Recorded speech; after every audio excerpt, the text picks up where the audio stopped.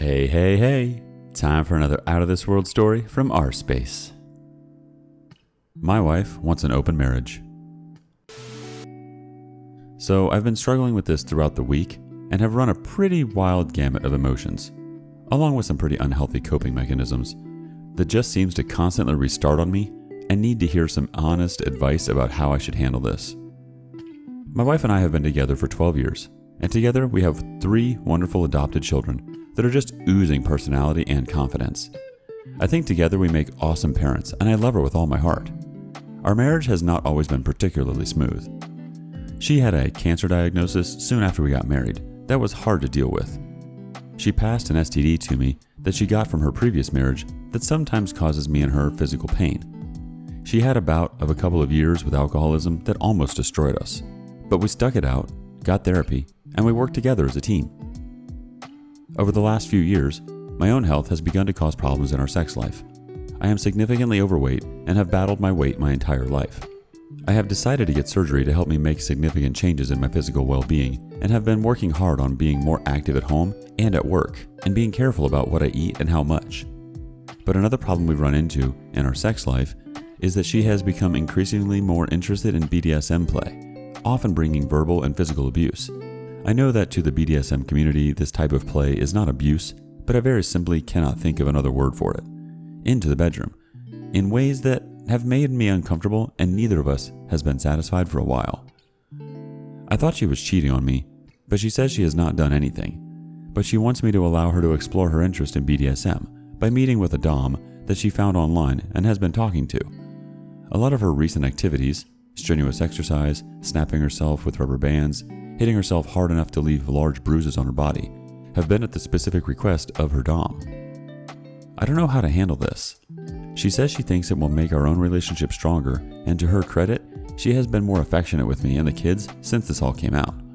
Logically, this kinda makes sense, but emotionally, I'm struggling. My self-worth has never been particularly high to begin with, and this has sent me into a bit of a tailspin. I do not want a divorce, neither to do that to our children, nor to give up on the pretty impressively comfortable life we have built together. But I also don't want to go outside my marriage, and wish I had it in me to keep her from doing the same. Can a polyamorous marriage survive with only one partner going outside the marriage for their sexual needs? Will I ever be able to like myself again? I see very few end results here. I have to go along with this for now. If I can be okay with it and she is right and our relationship improves, then great. But every other option is disaster. Has anyone been in this position before? Let's check in with the community and see what they think. Ladita1321 says, she's already cheating by talking to this guy online and fulfilling their fantasies by self-harming. You said you both aren't satisfied in the bedroom. So basically at this point, considering sacrificing any satisfaction for yourself for her. She can have it all, and you get what? This isn't a fair setup, and it is apparent your self-confidence is very low if you're even entertaining this idea. You will resent her if you okay this, but honestly, it kind of sounds like she's going to go ahead and do what she wants anyway. It seems like there is a lot of difficulties in the history of your relationship. At this point, you have to take care of yourself. Lose the weight, get healthy, gain some confidence, have some frank discussions with your wife about what you want. See where you are then. You can't control her, but you can definitely control yourself. And what's the worst case? The marriage doesn't work out? You'll come out as the best version of yourself possible. The OP responds, well, I'd get to keep the woman I love around me, just not in the way that I had hoped for. She's a good person and I adore her, and she's a wonderful mom and a good friend. Also, while together, we are pretty well off financially. If we were living apart, I could care for the kids easily, but I could never provide for them the way her job can. While I make $50,000 a year, she sometimes doubles that, and I wouldn't want to see the kids have to move to a lesser house or have a lesser life because I was too selfish to try and make this work. Another thing is that I don't have much outside my family life. When I met my wife, I kinda came in as her knight in shining armor. She was broke a lot and a single mom, and was lonely, and I showed up and made things better. My last relationship before her was a fiance who also cheated on me a few years before, and I had just gotten past that when my friends talked me into getting back in the dating game. When we got married though, I lost contact with most of my old friends except for over Facebook. My wife threw out most of my old clothes, insisting they made me look bad. She had me cut my long hippie hair and shave my beard. My weight was pretty well under control until about 5 years ago, and I ballooned right around the time that we had problems with her drinking. I don't know who I am without her, and I'm so afraid of being lonely and being without the one person who I think drives me to a better person, and I don't want my kids to think that I didn't do everything I could to make this work. You're right that I need to work on myself. Maybe that's the key. Maybe I just need to cut her out of my mind for a while and just become the person I like best. If I can ever actually like myself, that is. Anyway, thanks for listening. Our next comment comes from Rough Mango 8008. Quote, "You're right that I need to work on myself. Maybe that's the key. Maybe I just need to cut her out of my mind for a while and just become the person I like best. If I can ever actually like myself, that is. Anyway, thanks for listening." End quote. This is the best answer here, and it's your own. I need to do this as well, for different reasons in my marriage. I know how hard it is to do that, especially when you dedicated so much of your time to your spouse and forgetting about yourself. I wish you strength, and I hope you find your own worth without her, even if you stick together. Moving on to the next story. His affair partner and I have been texting, and now I don't know how to feel. I know what will be said. She's evil. She slept with my husband. She's evil. But I had to know if he was feeding the same to her as he was to me. He is. The I don't knows, the doubts, no promises. He admitted to her we slept together on vacation, but we both realized, especially her, that it was probably only said because I threatened I would. She told him everything will come to light and he needs to stop the charades.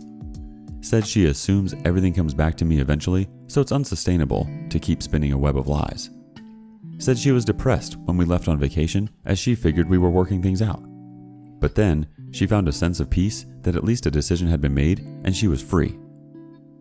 He told her our trip was an escape from reality and things went well.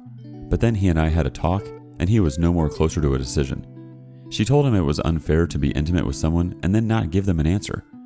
She hasn't been physical with him, and despite what I think, she too doesn't want to be used either. Said he's using her emotionally. She was surprised I hadn't told anyone. She won't say anything because it should come from me. I'm the least twisted in this. That she knows this will mean isolation, but that it's going to happen sooner or later. Said her family is all easy to find on Facebook, and I should tell them too. That she deserves this. She knows I'm an empath, that it shows with how I was having a civil conversation with her. But I don't deserve your empathy, and frankly, I don't know if it could even be accepted in any way, shape, or form. I am just tired and exhausted of the back and forth and deception to you and to everyone at this point, and I told him that. She told him that if things continue to be normal between he and I, meaning no actions to separate have been made, she'll take it as reconciliation. Said she can't take the exhaustion anymore, the gaslighting, the trickle truth. And today, he said he can't bring himself to make a move to do anything to start a separation. And he said you gave him the wedding rings, and that was sad. I don't know what you're thinking, or for you to take that as hope, or for it to take away hope. I don't honestly know what he's thinking since things may be said, but actions aren't taken. But F it, you have a right to know what's on my mind. We continued to text today. I told her I had tried on multiple occasions to end things with him, that I spoke to a lawyer, that I told him I was filing. To her, it seemed he was simply waiting for me to be the one to initiate it. But now she sees I have tried and that he still doesn't want that. It's helping her see where his mind is at. I don't want to lose you too either, but have accepted that that is the case. I wronged you so badly, even after our talk with communication. I'm sorry. Yeah, I don't know. If it makes you feel better, like I said, I know I'll get to a point where I won't be able to take it anymore.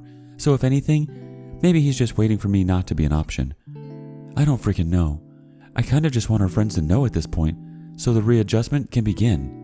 But that will occur at its own pace.